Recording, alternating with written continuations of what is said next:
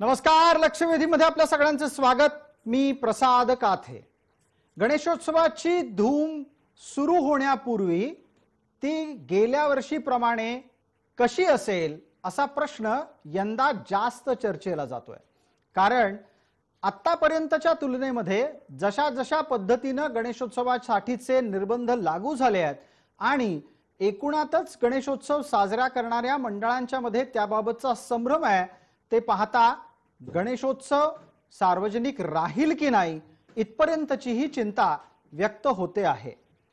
मुंबई आणि महानगर परिसरामध्ये हजारोंच्या संख्येने गणेशोत्सव मंडळ आहेत। मुंबई परिसरात त्यातली 3000 नोंदणीकृत आहेत। यापैकी फक्त 197 जणांचे आत्ताच्या घडीला गणेशोत्सव सार्वजनिकरित्या साजरा करण्यासाठीचे अर्ज आलेले आहेत। पुढच्या काही दिवसांमध्ये ही संख्या वाढेल, पण वाढून वाढून अशी कितीशी वाढणार आहे। आणि या सगळ्या घटनाक्रमाच्या निमित्ताने धार्मिक सणांच्या सार्वत्रिक साजरा करण्याच्या बाबतची मवियाची भूमिका चर्चेला आली आहे। हिंदू सणांच्या वर असलेले निर्बंध अधिक कठोर आहेत अशी तक्रार विरोधक करतात। विरोधकांचे एक शिष्टमंडळ या निमित्ताने आपली तक्रार घेऊन महाराष्ट्राच्या राज्यपालांना भेटून देखील आलंय। मविया समर्थकांना हा आरोप मान्य नाही।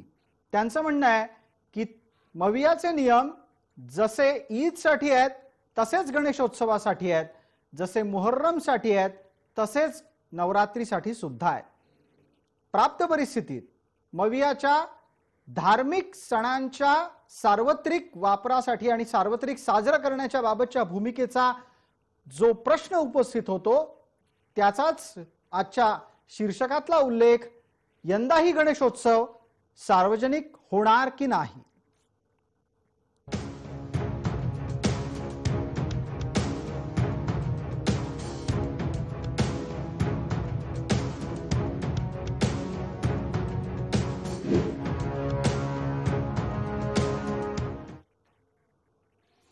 या चर्चेमध्ये आपल्याबरोबर सहभागी होणारे मान्यवर कोण आहेत त्यांचा आपल्याला पटकन परिचय करून देतो। मुंबईमध्ये आमच्या स्टुडिओत मुंबईतल्या सार्वजनिक गणेशोत्सव मंडळ समितीचे प्रतिनिधी या नात्याने ओमकार सावंत आहेत।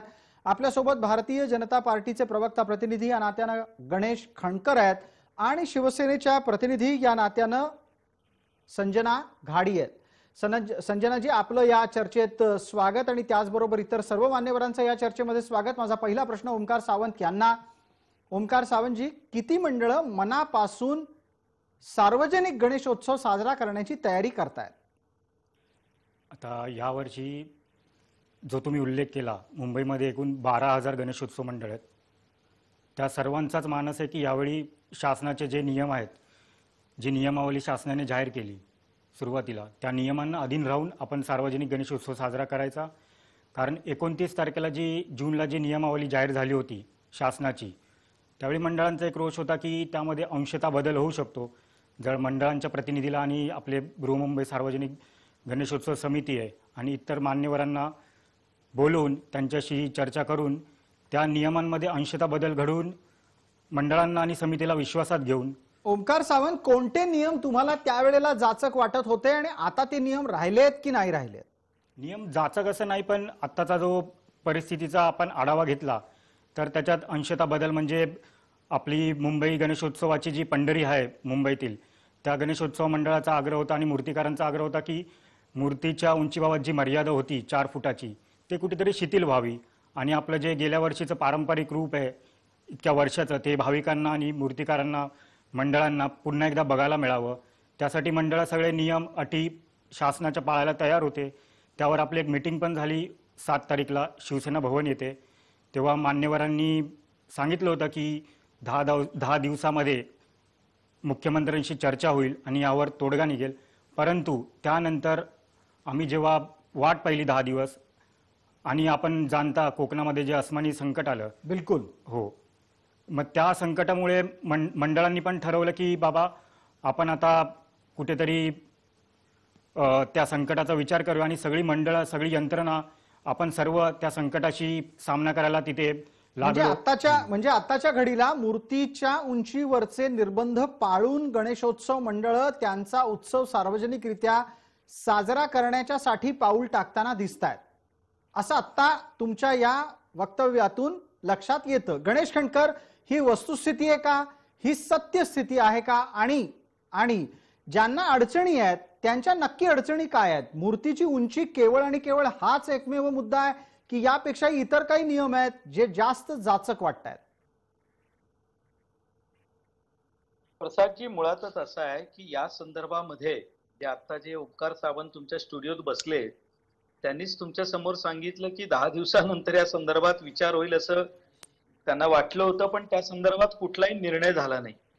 मुळात आता असं आहे की वातावरण सर्वत्र गोंधळाचं आहे. गणेशोत्सव म्हणजे मुंबईचा जीव की प्राण आहे हो. परंतु या संदर्भात त्या शासनाचा कुठलाही निर्णय होत नाही. आता समजा कोरोनाचं हे सर्व कारण देत असतील तर आताची स्थिती काय आहे?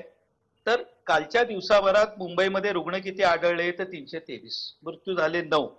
आपला आकडेवारीचा रुग्णवाढीचा दर आता 0.04 वरती आलेला आहे.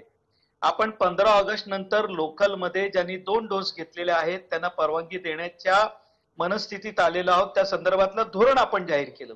मग मला एक सांगा, मग हे जर आपण एवढी तयारी करत असू तर केवळ मग धार्मिक विषयाच्या बाबतीतच आपण का अशी भूमिका आडमुठी घेत आहोत? आपण वारीच्याही बाबतीत तसंच केलं. आपण वारीच्याही वेळेला काही मर्यादित संख्येमध्ये वारकऱ्यांचा शेवटी विषय तसाच झाला. परंतु दुर्दैवानं म्हणजे वाईट वाटतं की जी शिवसेना आज सत्तेवरती आहे, आदरणीय बाळासाहेबांनी आयुष्यभर ज्या हिंदुत्वासाठी ते झटले, आज त्यासाठीच लोकांना विनंती अर्ज करावं लागतंय, तुमच्याकडे खेपा घालाव्या लागतात. यासारखं दुसरं दुर्दैव असू शकत नाही. संजना घाडी यांच्याकडे या मुद्द्याचं उत्तर असू शकतं. संजना घाडी, आपलं उत्तर अपेक्षित करतो. विषय थेट हिंदुत्वाचा आणि शिवसेनेचा आलेला आहे. नमस्कार. नमस्कार. प्रथमतः तर आता जे गणेश खंडकरजी बोलले, मी विनंती करते भाजपाला, भाजपाच्या प्रवक्त्यांना की कोविडचं संकट हे गेलेलं नाही, हे आजही आपल्यावर बोंबावत आहे. तुम्ही जे सांगताय की हा रेट कमी झालाय, याचं यश महाराष्ट्र शासनाचं आहे, महाराष्ट्राच्या जनतेचं आहे की ज्यांनी नियम पाळले त्यामुळे हा रेट कमी झालेला आहे. आज संजनाजी, महाराष्ट्राच्या जनतेचं कौतुक करावं लागेल. प्राप्त परिस्थितीतली ताजी घडामोड तुमच्यापर्यंत पोहोचवतो. अहो, आज महाराष्ट्राच्या मुख्यमंत्र्यांनी मास्क पण काढला. आता तरीही कोरोनाला घाबरून आपण सणांवरचे आणि धार्मिक कृती परंपरांवरचे निर्बंध ठेवायचे का? 100% ते ठेवावे लागतील. कारण आपल्या समोर जी तिसरी लाट आहे किंवा दुसरी लाट ही पूर्णपणे शमलेली नाही आणि तिसरी लाटेचा धोका हा लहान मुलांना जास्त आहे. महाराष्ट्र शासनाने जे नियम लावलेले आहेत ते मगाशी तुम्हीच सांगितल्याप्रमाणे ते ईद, मोहरम, नवरात्र, गणेशोत्सव सगळ्यांना सारखे आहेत. मी याच्यापूर्वी एका डिबेटसाठी गेलेले, त्यावेळेला देखील ईदच्या याचे मुस्लिम मंडळी म्हणत होती की आमचे विचार ऐका. देवस्थान सुरू करताना लोक म्हणतात आमचे विचार ऐका. आज इथे गरज आहे ती महाराष्ट्राच्या जनतेच्या सुरक्षिततेची, ना की जातीयवादी राजकारणाचा रंग देण्याची, जो प्रयत्न सतत भाजपा करते. मग संजना घाडी थोडक्यात, आणि संजना घाडीजी थोडक्यात आणि एका वाक्यात आपल्याला असं म्हणता येईल का की शिवसेना आता सर्व धर्म समभाव पाळायला लागलेली आहे? हॅलो जी, आवाज ऐकू येतोय? संजना घाडी, माझा प्रश्न आपल्यापर्यंत पोहोचला नाही? मला जरा रिपीट कराल तर बरं होईल. आपला आवाज ऐकू येत होता, बोला. जी, मी असं विचारलं की मग आता शिवसेना सर्व धर्म समभाव पाळणारा पक्ष झाला असं म्हणायचं? उद्धव साहेबांनी सांगितल्याप्रमाणे महाविकास आघाडीमध्ये आपण आहोत. इथे सगळ्या पक्षाची मंडळी एकत्र आलेली आहेत. आपण बघताय त्याप्रमाणे तरी देखील शिवसेनेने हिंदुत्वाची भूमिका ही कधीही सोडलेली नाही. मी पुन्हा एकदा सांगते की आज जे कोरोनासाठी महाराष्ट्राच्या जनतेच्या सुरक्षिततेसाठी हे नियम लादले जात आहेत किंवा आपल्याला पाळावे लागत आहेत, तर त्या ठिकाणी कोणत्याही परिस्थितीने धर्मीय राजकारण आपण त्या ठिकाणी आणू नये आणि त्याला वेगळा रंग देण्याचा भारतीय जनता पार्टीला पटकन यावरची प्रतिक्रिया द्यायला लावूयात. भारतीय जनता पार्टीच्या प्रवक्त्यांनी आपलं म्हणणं सुरू करण्यापूर्वी तमाम महाराष्ट्रातल्या प्रेक्षकांना याची आठवण असेलच की नेता स्वतःच केलेले अनेक नियम पाळत नाहीयेत. नेत्यांच्या माध्यमातून गर्दी सर्वच ठिकाणी होतीये आणि ज्या वेळेला ती गर्दी टाळा असं सांगितलं जातं तेव्हा त्याचे नियम पाळायचे नाहीत असा जणू काही प्रणच त्यांनी घेतलाय. असं असताना नेताच नियम पाळत नाही, जनतेवर मात्र नियमांची सक्ती, अशी स्थिती आहे का गणेश खंडकर? प्रसादजी, असं आहे, हे एकूणच शासन गोंधळलेलं आहे. कारण काय स्थिती माहितीये का, की हे राज्य कोण चालवतं हे मुळातच माहित नाही. सकाळी 9 वाजता संजय राऊत यांची वाणी, त्यांचं दर्शन, मग त्यांचं काहीतरी मार्गदर्शन झाल्यानंतर मग या महाराष्ट्राची त्या दिवसाच्या राजकारणाची स्थिती ठरते. अहो, सर्व कार्यक्रम सुरू आहेत ना. अजित पवार हजारोंच्या संख्येमध्ये पुण्यामध्ये उद्घाटन करतायत ना. महाराष्ट्राचे माननीय मुख्यमंत्र्यांनी काल बीएसटीच्या बसेस, आता माहीमला कार्यक्रम झाला, तुम्ही किती जणांना नाही म्हणून सांगणार आहात? आणि दुसरी बाब असा आहे की दुर्दैवानं सत्तेमध्ये असलात नसलात हा विषय सोडून द्या. हिंदुत्वाच्या बाबतीत मी एकच म्हटलं, मी आदरणीय बाळासाहेबांचं नाव घेतलं. मी आताच्या सत्ताधाऱ्यांविषयी बोलणार नाही. माझी विनंती एकच विनंती आहे. अहो, गणेशोत्सव साजरा करत असताना आपण नियम तोडा असं भारतीय जनता पार्टी म्हणाली का? तुम्ही सांगता टाळूवरचं लोणी खाताय. संजना ताई, आम्ही दुसऱ्या दिवशी रस्त्यावर होतो. सगळ्यात जास्त कार्यकर्ते जर गमावले असतील तर ते भारतीय जनता पार्टीने गमावलेत. आम्हाला प्रशस्ती पत्र तुमचं नको आहे. मी गणेशोत्सवाच्या बाबतीत म्हणतोय, तुम्ही मास्क लावून परवानगी द्या, सर्व नियम पाळा, पण गणेशोत्सव साजरा करताना आपण आपली भूमिका तर स्पष्ट करा. तुम्ही त्याविषयी काहीच बोलत नाही आहात. याच्यावर संजना गाडींचं उत्तर असेल तर त्यांना प्रतिवादाची संधी आहे. संजनाजी.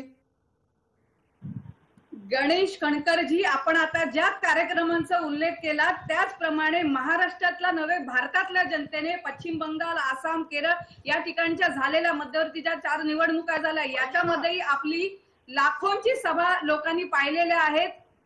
ट्रम्पचं स्वागत करताना देशात भारताच्या जनतेकडे कसं दुर्लक्ष झालं हे देखील पाहिलेलं आहे आणि त्यामुळे कोरोनाचा शिरकाव भारतात कसा झालाय देखील पाहिलं गेलेलं आहे. आज मुख्यमंत्री महोदयांबद्दल म्हणाल, आलांगावर की ढकल केंद्रावर तुमची नियमावली आहे, यात काय नवल आहे? केंद्रावर ढकलत नाहीये मी, सभांबद्दल म्हणते. तुम्हाला वेगळे नियम, आम्हाला नियम नाही. नियम सगळ्यांना सारखे असावेत, नियमांचं पालन व्हावं. आणि आता मी पुन्हा एकदा शिवसेनेची भूमिका सुद्धा स्पष्ट करते, महाविकास आघाडीची भूमिका सुद्धा स्पष्ट करते आणि महाराष्ट्र शासनाची भूमिका स्पष्ट करते. इथे कोणतंही धार्मिक राजकारण न करता केवळ महाराष्ट्रातल्या जनतेचे जीव कसे वाचले जातील, दुसऱ्या लाटेतून बाहेर येऊन येणारी तिसरी लाट, सतत म्युटेशन ज्याप्रमाणे व्हेरियंट बदलले जात आहेत, म्युटेशन्समुळे व्हेरियंट नवीन निर्माण होत आहेत, याच्यापासून कसं महाराष्ट्राच्या जनतेला वाचवावं हा एक मोठा यक्ष प्रश्न घेऊन संजनाजी, तुमच्या वक्तव्यातून वारंवार तिसऱ्या लाटेची भीती व्यक्त होतीये, पण तिकडे मुख्यमंत्र्यांनी चेहऱ्याचा मास्क काढलेला आहे, त्यामुळे आता परिस्थिती निवळली आहे असं समजायचं का? त्यांनी मास्क कधी काढलाय तुम्ही म्हणताय? आता मी पाहिलेलं त्यांनी नाशिकच्या सभेमध्ये मास्क काढला आणि त्यांनी पहिल्यांदा हे म्हटलं पण की खूप दिवसांनी मोकळेपणानं बोलता येत आहे म्हणून. मग जर त्यांच्या चेहऱ्याचा मास्क गेला म्हणजे कोरोना गेला का? नाही, नक्कीच कोरोना गेलेला नाहीये, याच्याबद्दल आपण सगळ्यांनीच पाहतोय. आपण कोरोना गेलेला नाहीये. आज 2 लस घेऊन जे 15 दिवस झालेले आहेत त्यांना 2 डोस घेऊन ज्यांना 15 दिवस झालेत त्यांना रेल्वेचा प्रवास आपण सुरू केलेला आहे. कुठेतरी आपण स्थिरावतोय याचा अर्थ मार्केटमध्ये होणारी बेभान गर्दी किंवा जिथे रिलॅक्सेशन, कारण हीच परिस्थिती आपण पाहिली होती सर. सेकंड लाट ज्या वेळेला आली पहिल्या लाटेनंतर, मी पूर्ण बोलते सर, पहिल्या लाटेनंतर आपण पाहिलं की लोक रिलॅक्स झाले. गणेशोत्सवामध्ये सुद्धा आपण नियमावली कुठे पाळली गेली नाही. त्याच्यानंतर येणारे लागोपाठ नवरात्र उत्सव असतील, आपले उत्सव सगळे, त्या उत्सवामध्ये कुठेतरी आपल्याकडून त्या ठिकाणी नियमांचं पालन करायचं. म्हणजे आपल्याला असं सुचवायचंय का की फक्त हिंदूंच्याच सणात हिंदूंनीच नियम मोडले? अजिबात सर. तुम्ही, मला एक रिक्वेस्ट आहे आपल्या मीडियाला की याला जातीयवाद रंग देण्याची गरज नाही सर. मोहरम आणि आता मी कुठे जातीयवादाचा रंग दिला? तुम्हीच यादी वाचताना गणेशोत्सव, नवरात्र अशी यादी वाचली. बकरी ईदचाही उल्लेख करायची माहिती राहिली असेल तर मी करते ना. त्यालाही तेच नियम लावले गेले. त्यांनाही पंडाल हवं होतं, त्यांनाही ऑनलाईन बकऱ्या खरेदी करायच्या नव्हत्या, त्यांनाही त्या ठिकाणी त्या बलीच्या ज्या कुर्बानीच्या कार्यक्रमासाठी सगळ्यांना एकत्र यायचं होतं. ह्या सगळ्यावरती नियम पाळले गेले. म्हणजे सगळ्यांनी नियम मोडले, सर्व धर्मीयांनी नियम मोडले असं आता आपण विधान करू शकतो. गणेश खंडकर, वेळ मर्यादेपोटी आपल्याला प्रत्येकाला भान ठेवायचंय. कृपया पटकन आपली भूमिका मांडा. मला ओंकार सावंतांनाही पुढचे काही मुद्दे घेऊन चर्चेला बोलतं करायचंय. नाही प्रसादजी, मी एक या बाबतीत आमची भूमिका अतिशय स्पष्टपणे सांगू इच्छितो. रेल्वेच्या बाबतीत 2 डोस घेतलेल्या नागरिकांना रेल्वेची प्रवासाची मुभा मिळाली पाहिजे. हे आम्ही गेली महिनाभर सांगतोय. गेली 15 दिवस आम्ही आंदोलन करून आम्ही रस्त्यावर उतरलोय. महाराष्ट्र शासनाने हे आम्हाला एकदा सांगावं. ही आमची भूमिका आहे. यासाठी सर्वपक्षीय नेत्यांची चर्चा करून आपण निर्णय घ्यायला तयार आहोत. आणि जर का आम्ही आमच्या भूमिकेपासून परत फिरलो तर आमच्यावरती टीका करणं योग्य आहे. तुम्हाला वाटेल ती टीका तुम्ही करा, पण तुम्ही चर्चाच करणार नाही आहात. तुमचीच भूमिका ठरत नाहीये. तुमचीच एक भूमिका मंत्र्याने ठरत एक नाहीये असा आरोप, असा आक्षेप भारतीय जनता पार्टीचा ओमकार सावंत यांना विचारतो. ओमकार सावंतजी, तुम्ही ज्या मुद्द्यावर राज्य सरकारकडे नियमावलीच्या विरोधात आक्षेप नोंदवलेत, तुम्ही स्वतःच थोड्या वेळापूर्वी म्हणालात, दिवसांपूर्वी नाही, माफ करा, थोड्या काही क्षणापूर्वीच आपण म्हणालात की 10 दिवस झाले तुमच्या आक्षेपांचं उत्तर सुद्धा दिलं गेलं नाही. आता त्यानंतर कोणी ऐकतच नाही म्हणल्याच्या नंतर मिळेल तसा गणेशोत्सव सार्वजनिकरित्या साजरा करायचा, अशी भूमिका आहे का? असं नाहीये. मुळात आजचं जे शीर्षक आपण ठेवलं, यंदाही गणेशोत्सव सार्वजनिक नाही, मुळात ह्यावरच आमचा आक्षेप आहे. कारण गेल्या वर्षी कोरोनाची परिस्थिती ह्यापेक्षाही भयावह होती, परंतु आमचे सन्माननीय अध्यक्ष दहिबावकर साहेब यांनी प्रशासनाला विश्वासात घेऊन, त्यांना पटवून देऊन एक कोविड टास्क फोर्स तयार केली विविध गणेशोत्सव मंडळांच्या माध्यमातून आणि समितीच्या माध्यमातून. आणि गेल्या वर्षी शासनाचे सर्व नियम पाळून आरोग्य उत्सव करून सर्व मंडळांनी उत्सव निर्विघ्नपणे गणेशाच्या कृपेने पार पाडला. नाही सावंत साहेब, एकच मिनिट, ह्याच्यामध्ये एक मला महत्वाचा आक्षेप नोंदवण्याची गरज आहे आणि तो एक धार्मिक प्रथा परंपरांच्या अनुषंगानं नोंदवला जाणं गरजेचं आहे. गणपती आपण आणतो, गणपती बसवतो, पूजतो, विसर्जन करतो. अहो, तुम्ही ही वर्षानुवर्षांची परंपरा काही मंडळांनी ओव्हर स्मार्ट बनत बंद केली ना. गेल्या वर्षी परंपरेत खंड पाडलात. छोटी मूर्ती आणून आपल्याला गणपती उत्सव करता आला असता, तो का झाला नाही याची उत्तर आहेत. आणि यंदाच्या वेळेला आपण जेव्हा सांगता आहात की मंडळ सार्वजनिक उत्सव साजरा करणार आहेत, अहो लोक अर्जच करत नाही आहेत. मग ज्या पद्धतीनं वर्षानुवर्षाच्या प्रथा परंपरा धार्मिक दृष्ट्या पालन होणं गरजेचं आहे, तिथे खीळ बसली आहे, हे मान्य कराल ओमकारजी? अजिबात नाही. कुठलीही परंपरा, धार्मिक परंपरा खंडित झालेली नाहीये. ज्या ज्यावेळी देशावर, महाराष्ट्रावर, मुंबईवर संकट आलं, त्यावेळी गणेशोत्सव मंडळ सर्वप्रथम देशाच्या, महाराष्ट्राच्या आणि मुंबईच्या सेवेसाठी पुढाकार घेऊन खांद्याला खांदा लावून त्या संकटाविरुद्ध लढले.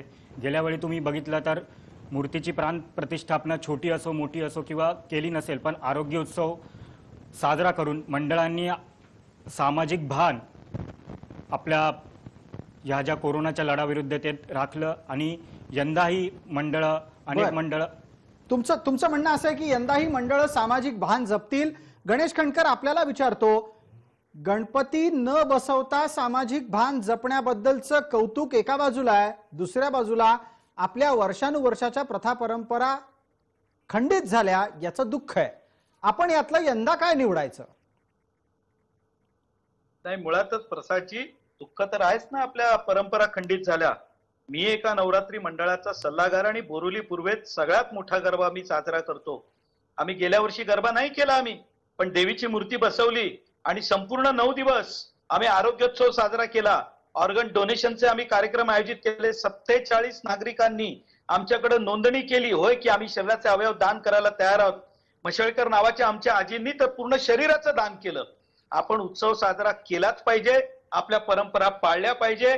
नियम मात्र कुठेही कमी करता कामा नयेत. अगदी आपण जे म्हणता आहात की नियम पाळूनच सर्व उत्सवांचं आपल्याकडून अभिव्यक्ती स्वरूपातलं प्रकटन करा.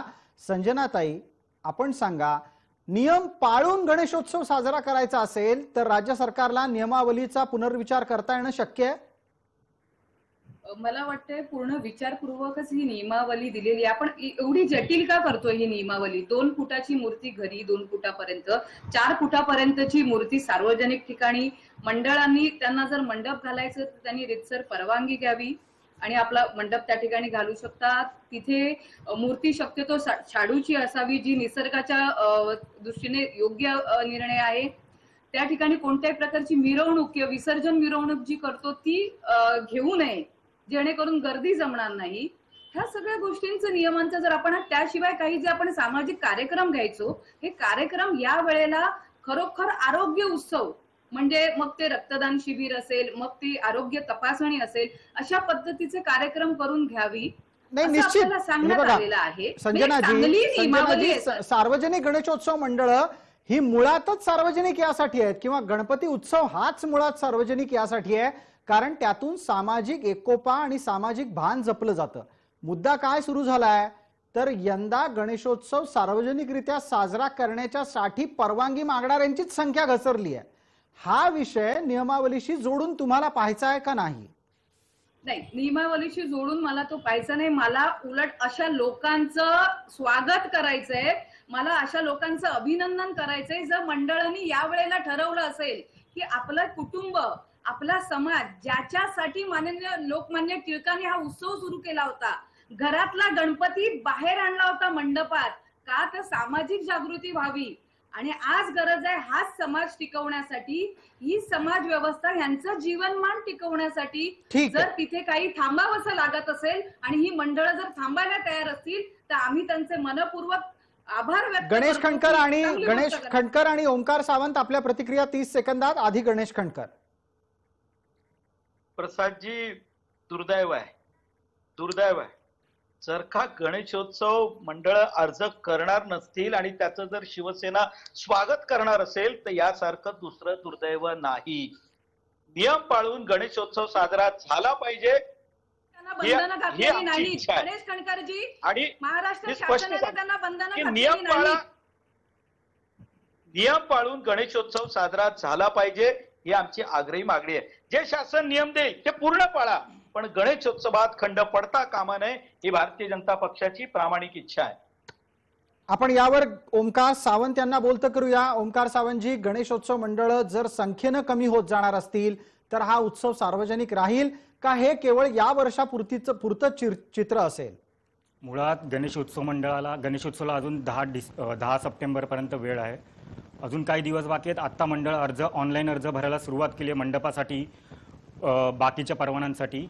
त्यामुळे आत्ता कुठला निष्कर्ष आपण काढू शकत नाही की मंडळं कमी होत आहेत. पण गेल्या वर्षी मोठ्या संख्येने मंडळांनी परवानगी घेतलेली.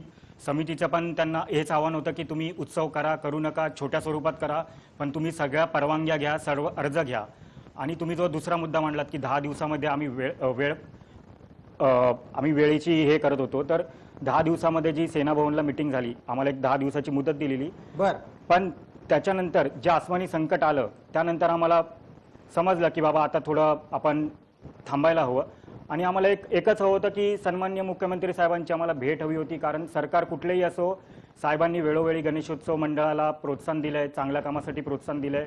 ठीक आहे. हा एक महत्वाचा मुद्दा आहे जो अद्याप प्रलंबित आहे. गणेश खंडकर, आपल्या चेहऱ्यावरचा हसू का आहे ते समजू शकतो. मुख्यमंत्र्यांची भेट मिळत नाहीये म्हणून गणेशोत्सव मंडळ तिष्ठत आहेत.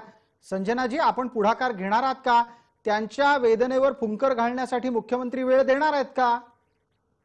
नक्कीच आम्ही हा ओंकार सावंतजी, आपल्या वतीने आपल्या गणेशोत्सव मंडळाचा निरोप नक्कीच साहेबांपर्यंत पोहोचू. पण पुन्हा एकदा मी त्यांच्या वतीने म्हणा, महाराष्ट्र शासनाच्या वतीने म्हणा, महाविकास आघाडीच्या वतीने म्हणा, शिवसेनेची प्रवक्ता म्हणून आपल्याला विनंती करते. व्यक्तिगणिक विचार बदलतात, मंडळागणिक विचार बदलतात. त्या ठिकाणची स्थानिक मंडळ ज्या ज्या ठिकाणची आहेत ती वेगवेगळ्या परिस्थितीमध्ये, काही सोसायटीमध्ये आहेत, काही स्लम मध्ये आहेत, लोकांचे विचार आणि मागण्या वेगवेगळ्या असतील. पण यावेळेला कदाचित एवढ्या लोकांच्या मागण्या ऐकून घेणं आणि त्याप्रमाणे काम करणं शक्य नाहीये. नाही, आता सगळ्यांचं ऐका असं तेही म्हणत नाहीयेत. ओंकार सावंतांचं म्हणणं असं आहे की जी गणेशोत्सव समिती आहे तिच्या प्रतिनिधींना वेळ द्या, भेटायची वेळ द्या. शिवसेनेचा मुख्यमंत्री असताना गणेशोत्सव समितीच्या प्रमुखांना भेटायला मिळत नाही अशी खंत त्यांनी मांडली आणि तुम्ही शब्द दिला या कार्यक्रमात की तुम्ही लवकरच त्यांची भावना पोहोचवाल. वेळ मर्यादेपोटी या चर्चेला आपल्याला इथंच विराम द्यावा लागतोय. आपण सर्व मान्यवर या चर्चेत सहभागी झालात त्याबद्दल आपले मनपूर्वक आभार. सर्व प्रेक्षकांना जय महाराष्ट्र.